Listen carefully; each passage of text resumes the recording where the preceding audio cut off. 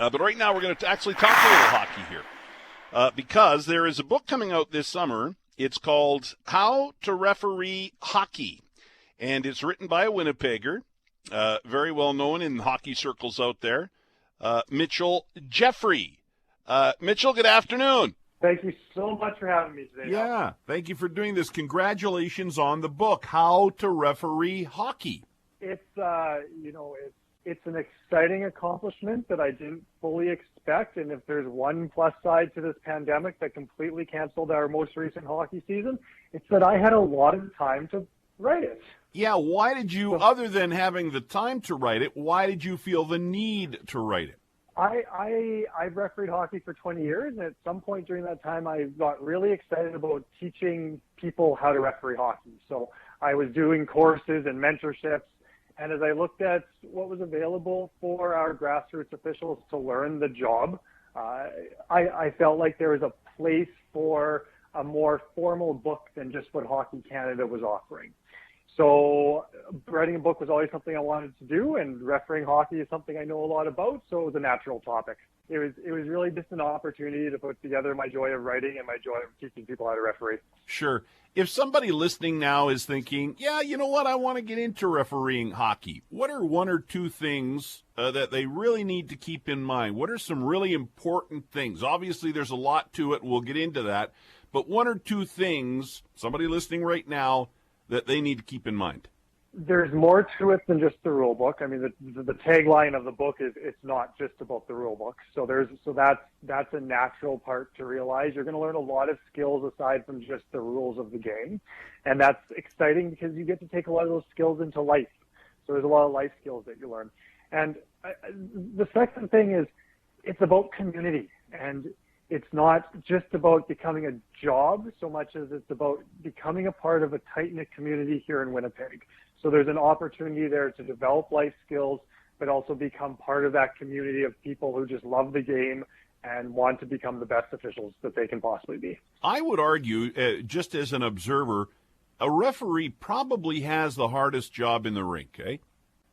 Which is why community is so important. Like we're always at least half the arena isn't happy about something, right? So yeah.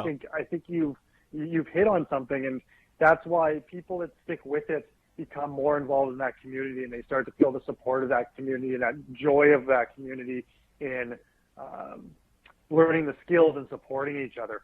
And community is so important. Like when you talk to Carolyn Glosson, I always think about how she talks about so many things that relate to community, and referee development and being part of that community can help people through hard times in their lives. And I've leaned on my referee colleagues when I'm going through hard times in my life. So yeah, it's so true to say that it's one of the hardest jobs in the rink, and that just builds you into that community. And it's really exciting to watch the people become part of our referee community here in Winnipeg. Okay, you mentioned Carolyn Klassen from Connexus Counseling, who's with me on Thursdays. She was, now what's this? She was an instructor. You're an occupational therapist, and she was an instructor of yours? Yes. She taught counseling skills to the OT students until I believe a few years ago. I finished school in 2013, so it had been a few years. Yeah. But I see Carolyn often when she's, pre-pandemic, when she's doing presentations at conferences, and she's always very easy to listen to, and she talks about compassion and being kind to yourself. I don't need to tell you this. You get the joy of talking to her every Thursday. Yeah. But yes, so she was an instructor of mine, and certainly we are still on a first-name basis, and she's always friendly with everybody, always willing to say hi to me and how is it going, and really great leader in the OT community as she, of course, transitioned into more family therapy approach, but she is still part of our OT community. That is for certain. Yeah, and as listeners of this show know, she is fantastic. You mentioned the pandemic giving you time to write this book. It's been tough on hockey through this pandemic, and the future really of local hockey is unknown at this point because we don't know where COVID-19 is going to take us yet.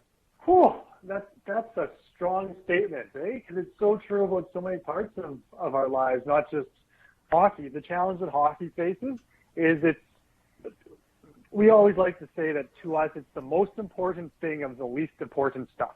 And we're all optimistic that September will see something closer to normal. I think that all of society, all of Winnipeg, Manitoba, are hoping that all those things that people love will look more normal by the time we get to September. But you're right, there's a lot of unknowns. Writing the book was great for my mental health because it allowed me to engage in my passion for referee development, even when there was no referee development going on. So yes, it's written, it's for sale, or it will be for sale shortly. But also, just the process of writing that book, it helped me get through the last 12 months as well without something that's been part of my life since I was 13 years old. So, these things certainly give lots of opportunities in a variety of ways. Not just the ability to sell a book or help people learn to referee hockey, but also personally, it definitely helped me get through these last 12 months. Hey, Mitchell, again, congratulations on the book. Thanks for writing it for a community that you love, and I know you truly love the community. How can people get their hands on the book? So it'll be released by this July, and you can see the excerpts as well as when it is released. You can purchase it from WPGRefs, that's an S on the end, .com/the-ref-book. WPGRefs with an S on the end, .com/the-ref-book. Mitchell, thanks for talking to me. Hal, it's just fun to talk to people about hockey. It'll be so wonderful when we get all those things back to us when enough vaccines are in arms. Thanks so much. Mitchell Jeffrey, author of the new book, How to Referee Hockey. It will be out this summer.